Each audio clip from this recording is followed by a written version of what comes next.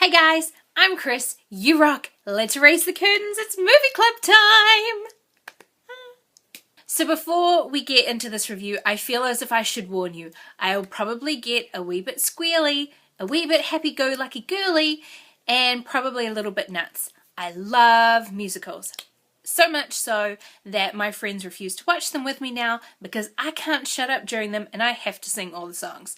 So The Producers, the 2005 version that we watched, is a movie about a Broadway musical, adapted from a Broadway musical, about a Broadway musical, based on a movie made in 1967 about a Broadway musical.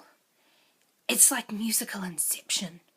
So the plot is about a kind of down on his luck Broadway producer, and he meets a young, somewhat nice like accountant, and they band together to produce what will be the worst Broadway play ever, because they actually discovered that you make more money by having a Broadway flop than if you actually have a successful show.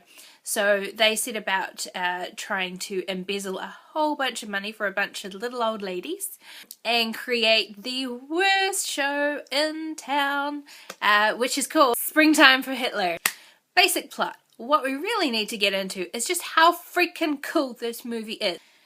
For someone who doesn't watch a lot of musicals or a lot of shows on Broadway, it can be a little bit off-putting at first because, especially with Nathan Lane and Matthew Broderick, who are the two main characters, they actually played their same roles on Broadway. So they were used to being really over the top, which you kind of have to be on the stage so that it will translate to all of the people in the audience.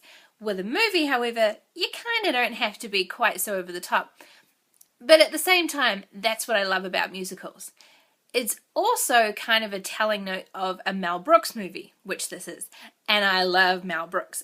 I'd say probably my favorite Mel Brooks movie is History of the World Part 1. The Producers kind of sits around about the middle for me, but I still love it. I think it is such a great movie. It's a great movie musical if you're into them. If you're not into musicals, you're probably going to hate this movie. It is kind of cheesy. It is over the top. It is fabulous. Let's talk about the cast for a minute. So Nathan Lane and Matthew Broderick came back in the two main characters' roles, and pretty much most of the people who played their characters in the movie had played the role as well on the stage show. There were a few notable exceptions. Uma Thurman and Will Ferrell were probably the two main ones who didn't play the same role on stage and then in the movie. But ironically, the guy who played Will Ferrell's character in the stage show makes an appearance in the movie as the cab driver. So pretty much they tried to get everyone in there as much as they could.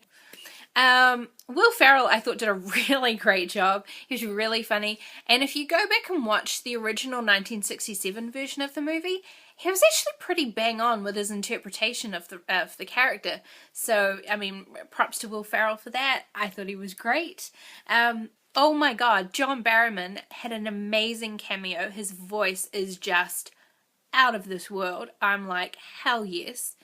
And then when I did a bit more digging, I realized he's actually had a pretty huge singing career as well to go with his acting career. So, yeah, really impressed with that. I just love this movie. It's not one of the musicals that I will sit there and watch over and over and over again, but I do love it. I think it is so great. I love musicals. It was so much fun to watch.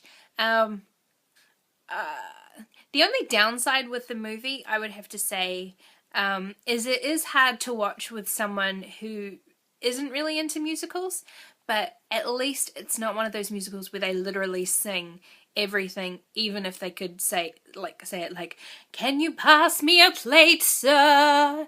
Why, yes, here you go." Like, that would have been a bit annoying, and even I sort of struggle with musicals like that.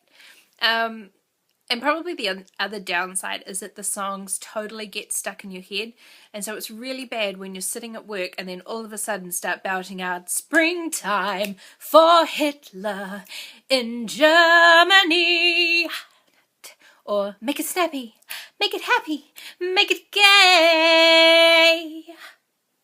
Yeah, you get a lot of weird looks in the office.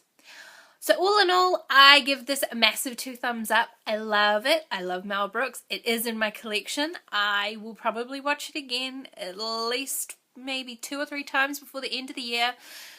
It just makes me happy. Anyway guys, that is my review for the producers for SourceFed Nerd Movie Club.